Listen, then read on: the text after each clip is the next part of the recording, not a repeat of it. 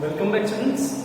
In previous lecture, we discussed about illustration number 7. Today we are going to move further for illustration number 9. In this illustration, we have to make a change in a revaluation account and other creation of a account of balance sheet. Okay. So first of all, we have to read all the transactions are shown in the page number 126 or 125.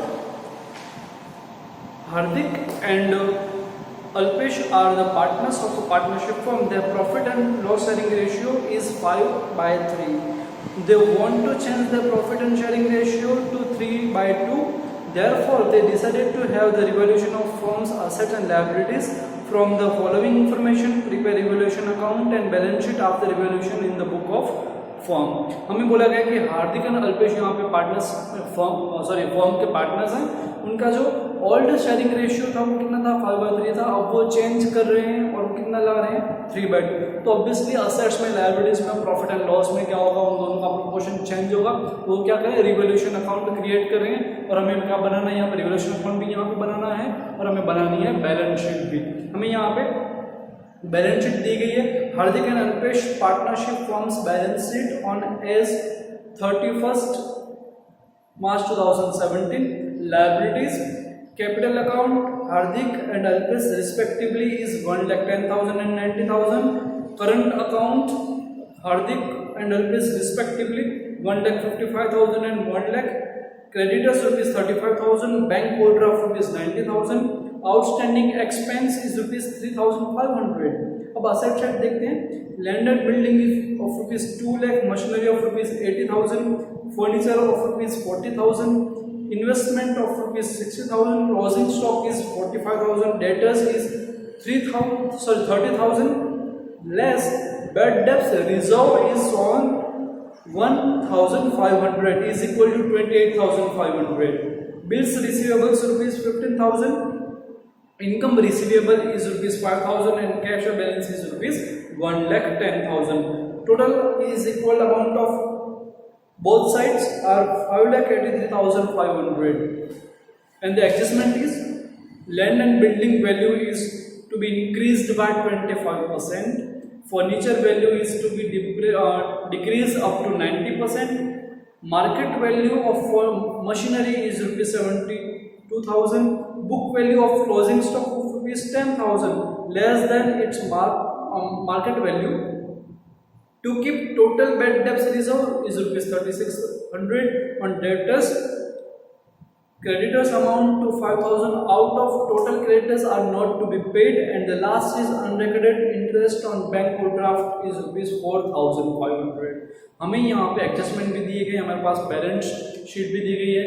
मैं फिर से revise कर दूँ. हमारे पास balance sheet में जो भी हमारे पास अमाउंट होगा वो होगा बुक वैल्यू, एंड एडजस्टमेंट में जो भी हमारे पास अमाउंट होगा वो कौन सा होगा, मार्केट वैल्यू. तो सबसे पहला एडजस्टमेंट कौन सा है हम उसे रिकॉर्ड करेंगे. हम यहाँ पे रिकॉर्ड करना है revolution account and balance sheet में. तो सबसे पहले हम एक देखेंगे इंफॉर्मेशन हमें जो दी गई है, हमारे पास एडजस्टमेंट दिए गए हैं वो कौन से हैं.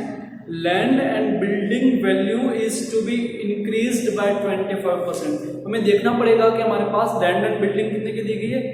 बैलेंस शीट में 2 लाख की दी गई है. अब उसे हमें 25% के हिसाब से क्या हो रही है, इंक्रीज हो रही है. इंक्रीज हो रही है इसका मतलब क्या रहेगा कि 2 लाख के 25% कितना होगा, हमारे पास 50,000 होगा. तो 50,000 यहाँ पे क्या हो रहा है, इंक्रीज हो रहे हैं. सो 2 लाख में से 2,50,000 हो गए. So increase by 25%. तो हम कहाँ पे लिखेंगे, इंक्रीज हो रहा है तो रिवोल्यूशन अकाउंट में क्रेडिट साइड लिखेंगे. तो क्या लिखेंगे, बाय लैंड बिल्डिंग अकाउंट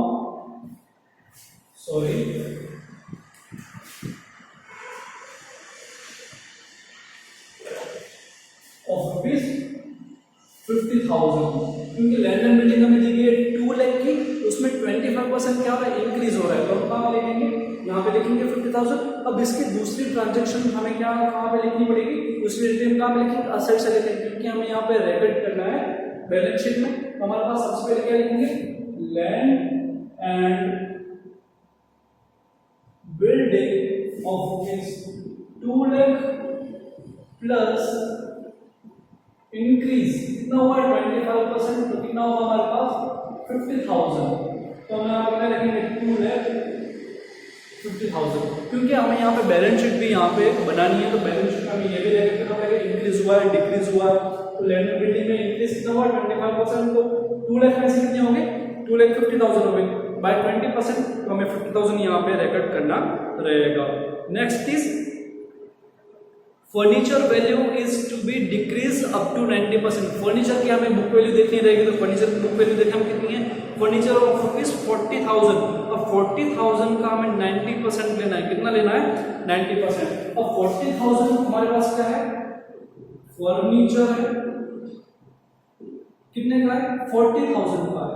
अब हमें एडजस्टमेंट में बोला गया है कि हमें 90% कंसीडर करना है, क्योंकि वो बोल रहे हैं कि furniture value is to be decreased up to 90%। Up to it means कि उसका 100% में से अप टू 90% तक आ गया है। सो यहाँ पे 10% की वैल्यू से हिसाब से क्या हुआ डिक्रीज हुआ, तो 10% हमारे पास यहाँ पे अगर 90% हम कंसीडर करेंगे तो कितना आएगा 36,000 आएगा। तो पहले कितना था 40,000 का, कितना हो गया 36,000 होगा, तो कितना हो जाएगा 4,000 हो जाएगा। तो हमारे पास 4,000 क्या हो जाएगा डिक्रीज हो जाएगा फर्नीचर की वैल्यू में। हम वैसे भी कंसीडर कर सकते हैं 40,000 बोला गया है, तो उसका 90% बोला गया अप टू, तो 10% क्या रहा होगा हमारे पास उसकी वैल्यू कम हो गई होगी, तो 4,000 हम ऐसे भी लिख सकते हैं। तो हमारे पास डिक्रीज इन असेट्स हुआ है, तो आप लिखेंगे डेबिट साइड लिखेंगे, इवैल्यूएशन अकाउंट में क्या लिखेंगे to furniture account debit side लिखेंगे, कितने का लिखेंगे 4,000 का, क्योंकि हमारे पास 40,000 में से 90% कंसीडर करना है अप टू 90%, तो 40,000 सॉरी में से हम 36,000 लेस करेंगे, क्योंकि उसकी अब वैल्यू कितनी हो जाएगी 36,000 हो जाएगी। 4,000 हमें क्या करना रहेगा लेस करना रहेगा। तो हम यहाँ पे असेट साइड लिखेंगे, क्या लिखेंगे फर्नीचर ऑफ रुपीज 40,000, यहाँ पे कितना हुआ अप टू 90% डिक्रीज। यहाँ पे ध्यान रखना अप टू बोला गया है, बाय नहीं बोला। अगर हमें बाय बोला गया बाय 90%, तो हमें 90% कंसीडर करते लेस करते, बट हमें यहाँ पे क्या बोला है अप टू 90% डिक्रीज हुआ है, तो कितना हो जाएगा 4,000 हो जाएगा। तो बुक वैल्यू कितनी रहेगी 40,000 लेस 4,000 इज इक्वल टू 36,000। हमारे पास क्या रहा होगा उसका, हमारे पास रही होगी उसकी market value. The next is market value of machinery is rupees 72,000। अब हमें यहाँ पे बुक वैल्यू देखनी रहेगी, मशीनरी कितनी 80,000 बोली गई है, एंड उसकी मार्केट वैल्यू कितनी बोली गई है 72,000। तो ऑब्वियसली 8,000 यहाँ पे क्या हुआ है डिक्रीज हुआ है, तो हम मशीनरी अकाउंट कहाँ पे लिखेंगे डिवैल्यूएशन अकाउंट में डेबिट साइड लिखेंगे, मशीनरी अकाउंट रुपीज 8,000, क्योंकि हमें ऑब्वियसली 80,000 हमें बुक वैल्यू दी गई है, मार्केट वैल्यू दी गई है 72,000, तो 8,000 यहाँ पे क्या हुआ डिक्रीज हुआ तो ऑलवेज वहाँ पे आता है डिवैल्यूएशन अकाउंट में डेबिट साइड। हम यहाँ पे क्या लिखेंगे मशीनरी असेट साइड कितने लिखेंगे 80,000 लेस डिक्रीज मार्केट वैल्यू हम बोलेंगे 70,000 सॉरी 72,000, तो कितने का हमारे पास लॉस हुआ 8,000 की डिक्रीज हुई हमारे पास, तो 72,000 कहाँ पे लिखेंगे बाहर लिखेंगे, 8,000 का हम यहाँ से लेस करेंगे डिक्रीज 8,000 लेस करेंगे, तो हमें बाहर कितना लिखना पड़ेगा हमें अमाउंट में 72,000, क्योंकि उसके मार्केट वैल्यू हम यहाँ पे लिखनी रहती है। मार्केट वैल्यू कहाँ पे लिखेंगे asset side. The next is book value of closing stock is 10,000 less than the market value. ये सबसे मोस्ट टाइम पे क्वेश्चन है। अब हमें देखना रहेगा कि हमें डेटर्स बोलेंगे, क्या बोलेंगे डेटर्स, ठीक है कितने के बोलेंगे 30,000 को बोलेंगे, कितने के बोलेंगे 30,000, उसमें हमें बोला गया है बेड डेट्स, ये हमें काम पे सोना है। बैलेंस शीट में बताया गया डेटर्स है 30,000 के, उसमें से बेड डेट्स रिजर्व कितना है बोला गया है 1,500, एंड हमें ये बोला गया है और हमें ये बोला गया है कि bad debts reserve is 3,600 bad debts reserve. So हमें देखना रहेगा कि हमारे पास कितना लेना है 3,600। हम यहाँ पे कितना इंक्रीज करना पड़ेगा 1,100 इंक्रीज करना पड़ेगा। हम बेड डेट्स कहाँ पे लिखेंगे रिवॉल्यूशन कौन सा लिखेंगे टू बेड डेट्स, ठीक है। बेड डेट्स हमारे पास कितने हैं ऑलरेडी 1,500 तक यहाँ पे सोल्व किए हुए हैं, तो हम यहाँ पे कितना सॉल्व करेंगे 2,100 सॉरी 2,100 यहाँ पे हमें लिखना रहेगा, हमारे पास क्या हो रहे हैं इंक्रीज हो रही है, 1500 तो ऑलरेडी कहाँ पे शो किए हुए हैं, बैलेंस शीट में शो किए हुए हैं, और हमें यहाँ पे क्या 3600 हमें यहाँ से कंसीडर करना है, तो 2100 हम यहाँ पे क्या लिखेंगे, बैड डेट्स रेगुलेशन अकाउंट में लिखेंगे। बट हम यहाँ पे कितना लिखेंगे, हम लिखेंगे यहाँ पे डेटर्स कितने के हमारे पास ₹30,000, बट हम यहाँ पे बैड डेट्स रिजर्व कितना लिखेंगे, आप कहेंगे कि 3600 या तो फिर कहेंगे 1500, बट हम यहाँ पे कौन सा लेंगे, तो 3600 यहाँ पे 1500 का अभी कंसीडर करेंगे क्योंकि वो इंक्लूडिंग इसमें 1500 में से 3600 हो गए, तो हम यहाँ पे कितना लिखेंगे 6000 लिखेंगे, कितना लिखेंगे 3600, हमारे पास कितना हो जाएगा 26,400 हमारे पास क्या हो जाएगा उसकी, सॉरी 26,400 हमारे पास क्या हो जाएगा उसका मार्केट वैल्यू आ जाएगा। अब हमारे पास आ रहा है book value of closing stock of ₹10,000 less than its market value. हमारे पास बुक वैल्यू बोली गई है क्लोजिंग स्टॉक की, हमारे पास क्लोजिंग स्टॉक कितने का है, क्लोजिंग स्टॉक की हम बात करते हैं हमारे पास बुक वैल्यू उसकी कितनी है, 44,000। ओके, क्या बोला गया 45,000। फिर हमें एडजस्टमेंट में क्या बोला गया है, book value of closing stock is ₹10,000, हमें इसकी मार्केट वैल्यू में से क्या बोला गया है एडजस्टमेंट में 10,000 जो हमें बोला गया है कि वो क्या है लेस है, less than the market value, हमें बोला गया है मार्केट वैल्यू से क्या है कम है। ठीक है, तो हमारे पास हम क्या करेंगे कि बुक वैल्यू जो हमें बताई गई है 10,000 वो मार्केट वैल्यू से क्या है लेस है, मार्केट वैल्यू ऑब्वियसली क्या होगी ज्यादा होगी, हमें 10,000 यहाँ पे क्या करने रहेंगे प्लस करने रहेंगे, क्योंकि हमें बोला गया है कि 45,000 है बुक वैल्यू वो लेस देन है किससे मार्केट वैल्यू से, मार्केट वैल्यू 10,000 लेस है, मार्केट वैल्यू से हम क्या करेंगे ऐड करेंगे, तो 45,000 प्लस 10,000 कितना हो जाएगा 55,000 हो जाएगा। हमारे पास क्लोजिंग स्टॉक हमारे पास क्या है करंट असेट्स है, तो हम कहां पे लिखेंगे यहां पे लिखेंगे बाय क्लोजिंग स्टॉक ऑफ ₹10,000, क्योंकि 45,000 तो ऑलरेडी दिए गए हैं बट हमें इंक्रीज कितने देना 10,000, तो हम यहां पे लिखेंगे क्या लिखेंगे closing stock of ₹45,000 plus increased कितने हुए 10,000 is equal to ₹55,000। मैं फिर से यहाँ पे रिवाइज कर दूं आपको, हमें बोला गया है कि book value of closing stock is 10,000 less than the market value, हमें यहाँ पे बुक वैल्यू कितनी बोली गई है 45,000 बोली गई है, जो क्या है कि लेस देन है मार्केट वैल्यू से कितनी 10,000 कम है, तो मार्केट वैल्यू कितनी होनी चाहिए 55,000 होनी चाहिए, राइट। तो हम यहाँ पे 10,000 हमारे पास इंक्रीज हो गया है, तो हमें क्या करना पड़ेगा 10,000 यहाँ पे लिखने पड़ेंगे एंड बैलेंस शीट कितने लिखने पड़ेंगे 45,000 plus 10,000 is equal to 55,000। The next is creditor amount ₹5,000 out of the total creditors are not to be paid, हमारे पास क्रेडिटर में से 5,000 अभी पे करने नहीं है। ठीक है, तो हमारे पास क्रेडिटर्स कितने के हैं हम देख लेते हैं 35,000 के हैं, उसमें से 5,000 हमें पे करने नहीं है, तो हम कितने पे करेंगे सिर्फ और सिर्फ 30,000 करेंगे, तो हमें पे नहीं करने तो हम कहाँ पे लिखेंगे रिवॉल्यूशन अकाउंट में क्रेडिट साइड लिखेंगे, क्योंकि हमारे पास ये गेन हो रहा है हमारे पास रुपए आ रहे हैं, तो हम क्या लिखेंगे क्योंकि हमें रुपीस कम देने हैं तो क्या लिखेंगे बाय क्रेडिटर्स अकाउंट कितने के हमारे पास रुपीस 5,000 कम देने हैं, क्या देने हैं रुपीस 5,000 कम देने हैं। और हम इसका दूसरे एंड क्या लिखेंगे लायबिलिटी साइड क्या लिखेंगे क्रेडिटर्स ऑफ ₹35,000 में से हमें 5,000 अभी देने के नहीं, तो हम क्या करेंगे यहाँ पे नॉट टू बी पेड, तो हम क्या लिखेंगे यहाँ पे 30,000 बाहर लिखेंगे। Next is unrecorded interest on bank overdraft is ₹4,500।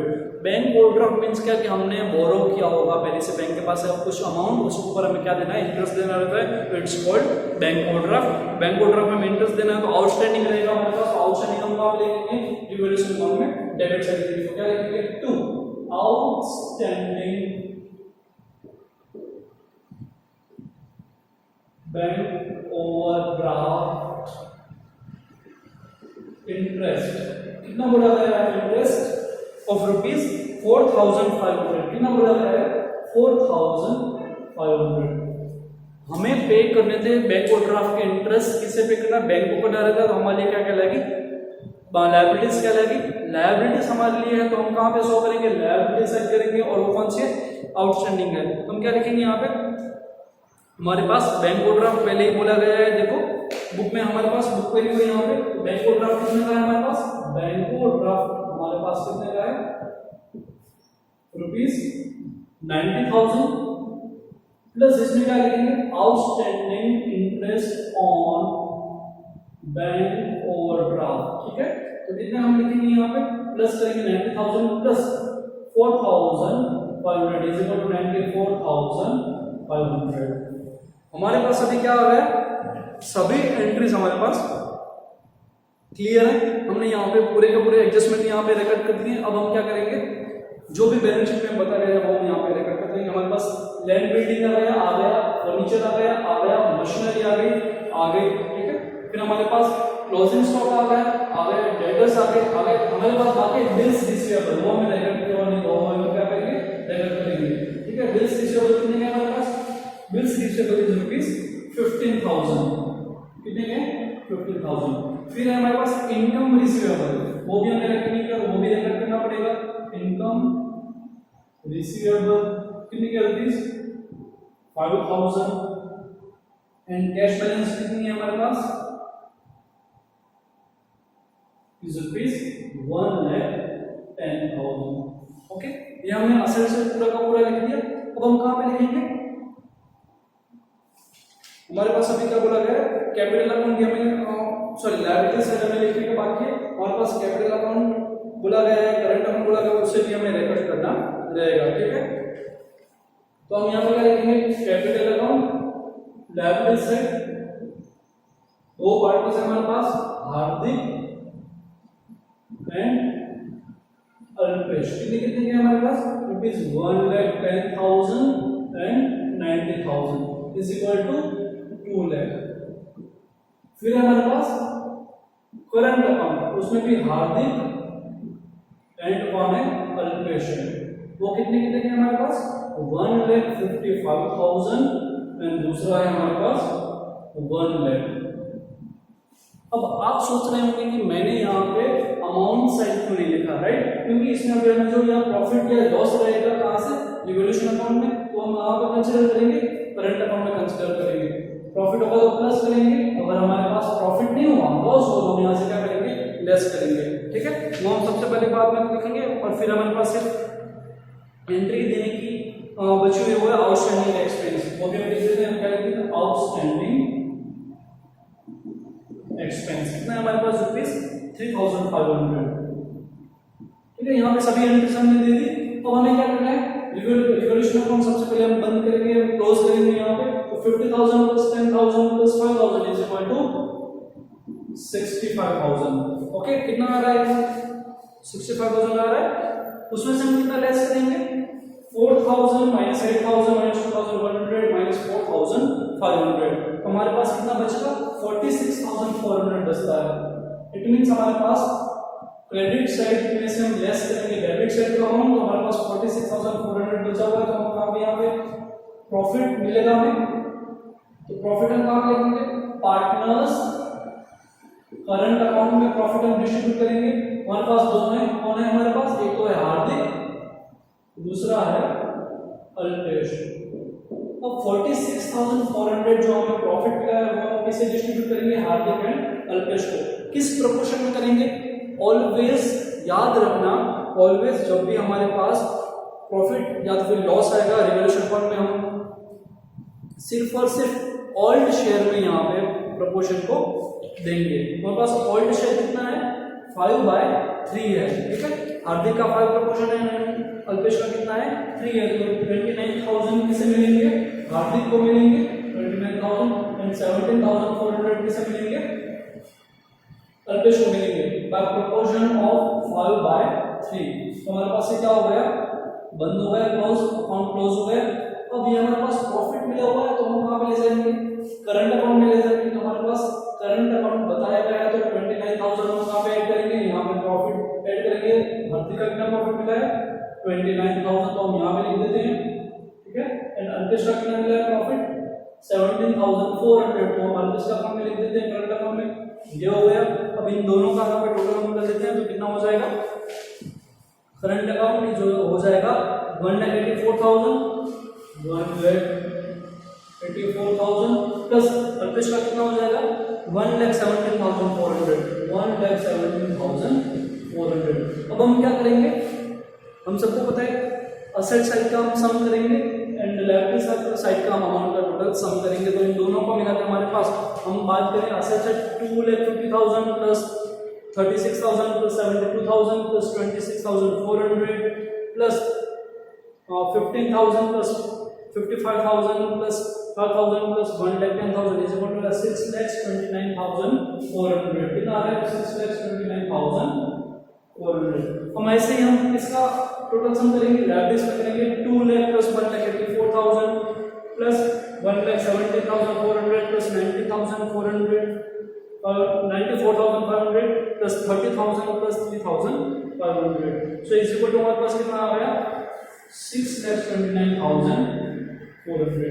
सो ये हमारे पास क्या हो गया अकाउंट टैली हो गया है, ठीक है। सो हमने पहले क्या किया रिवैल्यूएशन अकाउंट क्रिएट किया, उसके बाद हमने क्या किया है बैलेंस शीट बनाए हुए, जिसमें हमें सबसे पहले क्या करेंगे रिवैल्यूएशन अकाउंट बनाएंगे, उसके हिसाब से हम यहाँ पे दूसरे एंट्रीज असेट साइड या फिर लायबिलिटी साइड देंगे। सबसे पहले हम उसके बाद प्रॉफिट या तो फिर यहाँ पे आएगा वो लॉस क्या आएगा, तो उसे हम यहाँ पे कंसीडर करेंगे करंट अकाउंट में जो हमारे पास बताई गई होगी। सो ये हुआ हमारा इलस्ट्रेशन नंबर 9।